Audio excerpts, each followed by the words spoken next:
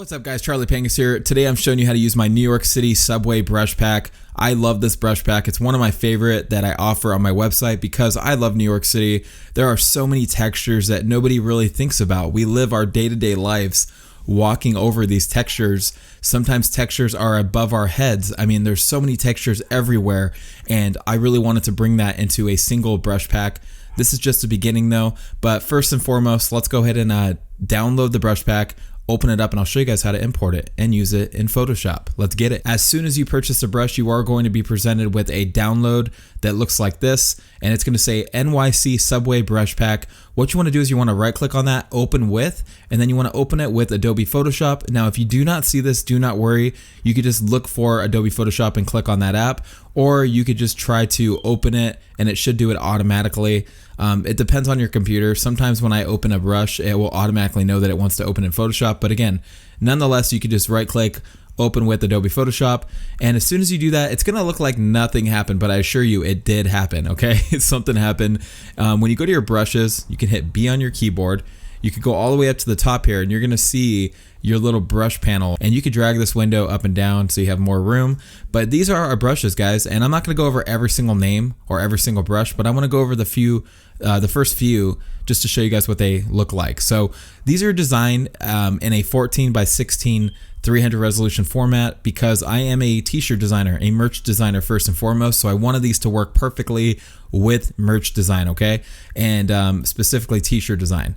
And if you click on the brushes, you can see a little preview of what they look like. And there's some awesome ones in here, guys. I mean, we have Rainy Day, that's a classic. We have Tire Tracks, NYC. We have NYC Road Markings. We have the Construction Zone. So click through the brushes and get familiar with them because there are a lot of really cool ones here.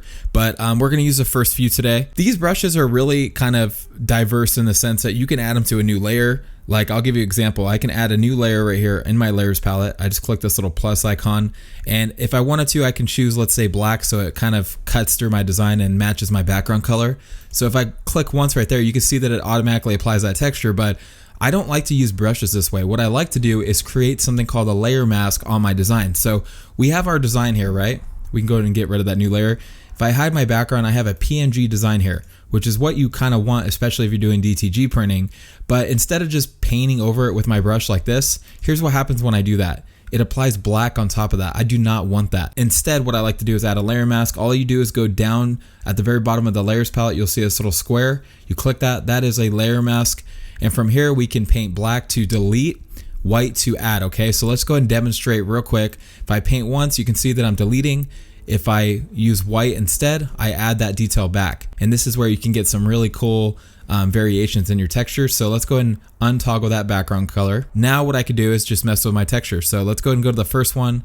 It's a rainy day out in New York City. Let's try this one out.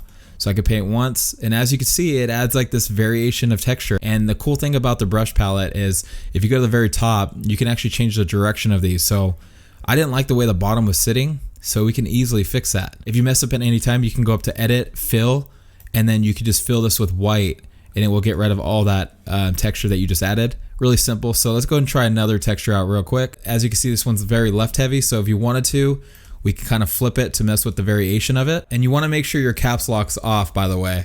If your caps lock is on, you're not going to see your brush. And if the texture is coming on too heavy, like I said, you just switch the foreground color from black to white and then start painting that same texture over the layer mask, and you will see it delete just like that. And you can even rotate it to give it some variation. So anyway, let's go ahead and go to the subway walls. I find these a little bit more subtle in their approach. So let's go and try this one out. And I do have to make sure my foreground color is black, and now it is black. And this one looks like it comes on harsh, but check this out. Let's make the foreground color white now, just like that.